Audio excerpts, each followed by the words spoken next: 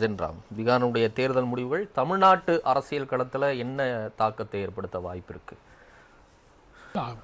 பண்பாட்டளவில் ரெண்டு மாநிலமும் வெவ்வேறானவை.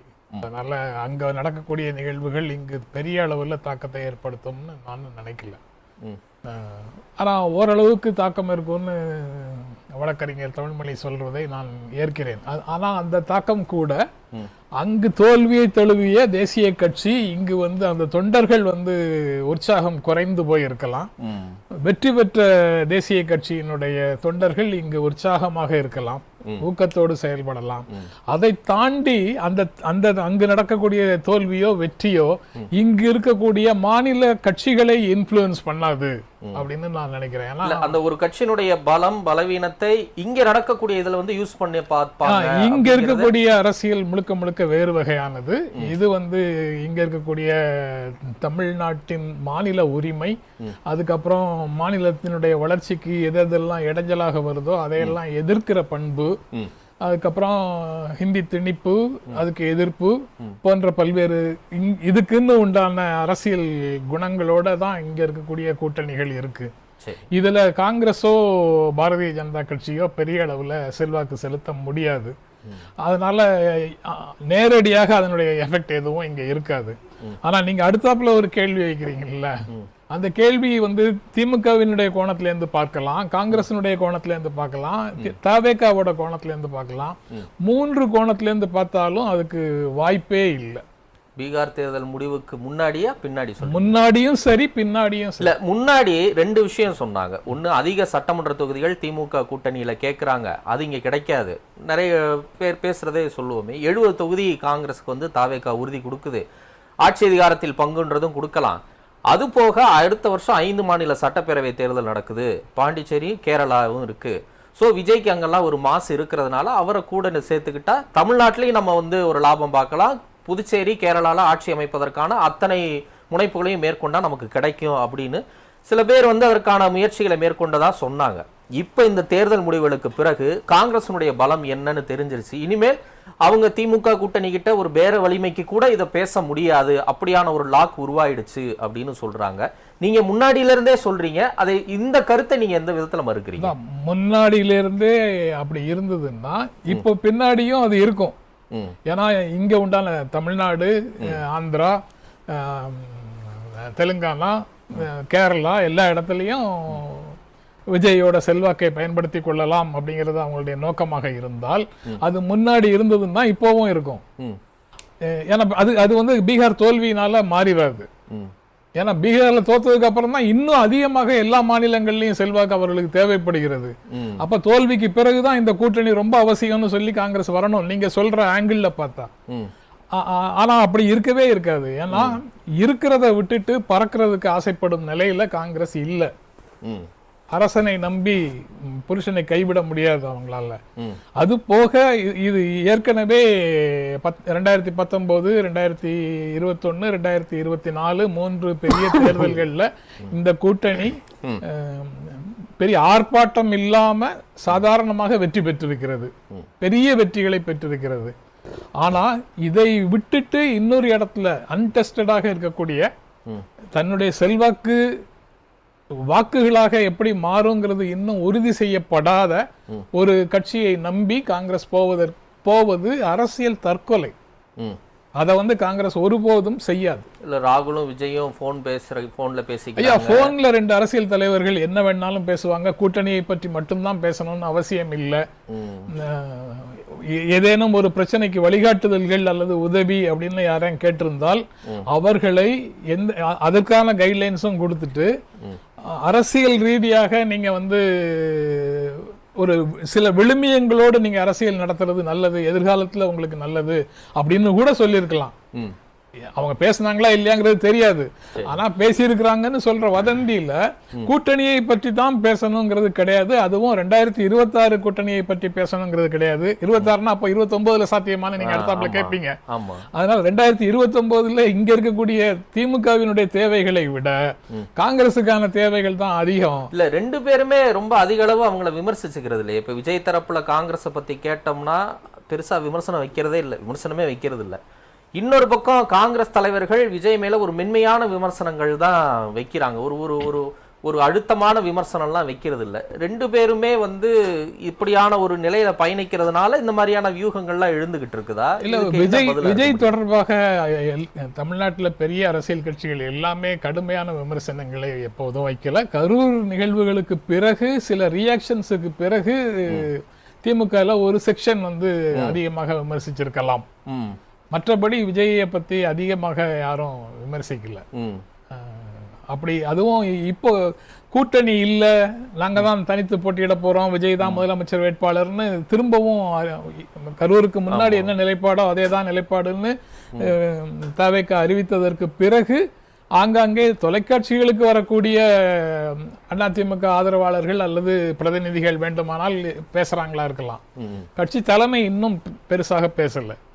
எந்த கட்சியுமே அதை வந்து டைரக்டா தவேகாவை பெரிய ஃபோர்ஸ்ன்னு அக்செப்ட் பண்ற மாதிரி பேசல. சரி, ஏன்னா எல்லாருமே வந்து அவர்களுடைய ஆதரவை மெய்ப்பிக்க வேண்டும்.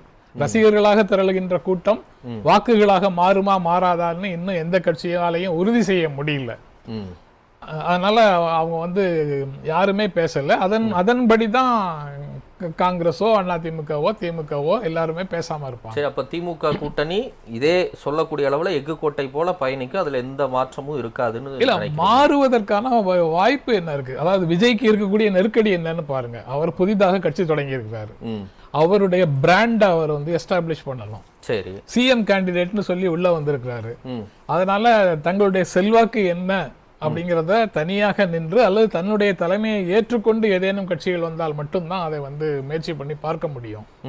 அப்படி வரக்கூடியவர்கள் ஏற்கனவே மற்ற எல்லாரும் பழைய கட்சிகளாக இருக்கிற காரணத்தினால புதிதாக வந்த கட்சி மற்றொரு கட்சிங்கிற மாதிரி போகாம ஒரு மாற்றாக நாங்கள் செயல்படுவோம்னு சொல்வதற்கு முதல்ல அவங்க தனியாக நின்று தன்னுடைய பிராண்டை நிலைநிறுத்தலைன்னா ஐடென்டிட்டியே போயிடும். இல்ல, நிலை நிறுத்தாமையே தமிழ்நாட்டில் பல தலைவர்கள், குறிப்பா டிடிவி தினகரன் எடுத்துக்கிறோமே, கடந்த ஒரு மாசமா அவர் விஜய் குறித்து என்னென்ன விதந்தோதி பேசுகிறார் அப்படின்னு நம்ம பாக்குறோம். தமிழ்நாட்டில் திமுகவுக்கும் தாவேகாவுக்கும் இடையிலே தான் போட்டி. விஜய் தலைமையில பெரிய கூட்டணி அமையும். இப்ப விஜய் தலைமை நீங்க ஏத்துக்கிறீங்களான்னா அதுல என்ன தப்பு இருக்கு, அவர் தலைமையை நான் ஏத்துக்கிறதுல என்ன தப்பு இருக்குன்னு கேட்கக்கூடிய நிலையில இருக்கிறாங்க. அவர் போல இன்னும் பலரும் வந்து தாவேகா நீங்க சொல்ற மாதிரி ப்ரூவ் பண்ணலாம் கூட ஒரு பெரிய ஃபோர்ஸ் அவங்க இங்க அப்படிங்கிற நம்பிக்கை அவங்க வெளிப்படுத்துறாங்கல்ல. இல்ல, அதாவது ஏதாவது ஒன்றை பற்றி கொள்ள வேண்டும் அப்படிங்கிற நிலையில இருக்கிறாரு தினகரன். அது ஏன் விஜயா இருக்கணும்? வேற யாரா கூட பற்றலாம். யாரும் இல்ல. எடப்பாடி பழனிசாமி தலைமைக்குள்ள அவங்க போக முடியாது. எடப்பாடி பழனிசாமி அவர் உள்ள சேர்க்க மாட்டேங்கிறாரு. கரெக்ட். அதனால அவரும் வேற வழி இல்ல, எடப்பாடி தலைமையில இருக்கிற கூட்டணியில நான் இருக்க மாட்டேன்னு சொல்லிட்டு அவர் வெளியில வர வேண்டியதாகுது. அன்ப்ரூவன் விஜய் வந்து ஏன் வந்து திமுக கூட்டணிக்கு போனோம். அங்க ஆல்ரெடி சீட்ஸ் எல்லாம் ஃபுல்லா இருக்கு. ஸ்டாண்டிங் ஏத்துவாங்களா மாட்டாங்களாங்கிறது தெரியல. அதனால அவர் வந்து கையில இருக்கிற ஆப்ஷன் ஒண்ணு டிவிகே தான். நாம் தமிழர் அல்லது டிவிகே போனோம். நாம் தமிழர் அதுக்கும் தயாரா தெரியல. அவர் 234 கேண்டிடேட்டும் ரெடின்னு சொல்றாரு. அதனால அங்க போறதுக்கான வாய்ப்பும் இல்ல. அப்ப தாவேகாவுடைய செல்வாக்கின் அடிப்படையில் சொல்லப்பட்டதல்ல, டிடிவி தினகரனுடைய அரசியல் பிடிமானத்துக்காக சொல்லப்பட்டது.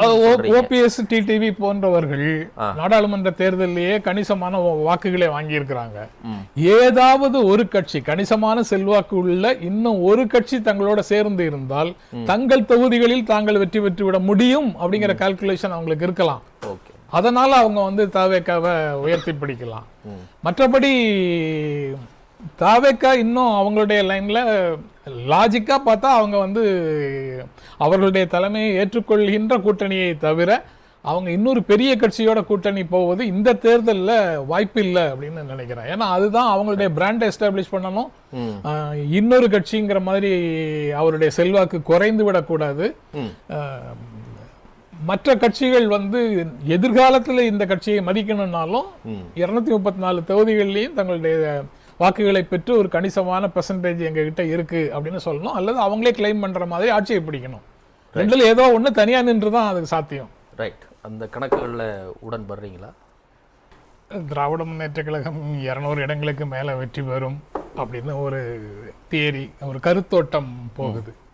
அதெல்லாம் 200லாம் ஜெயிக்க முடியாது, சிம்பிள் மெஜாரிட்டி வேண்டுமானால் கிடைக்கலாம் அப்படின்னு ஒரு தியரி போகுது.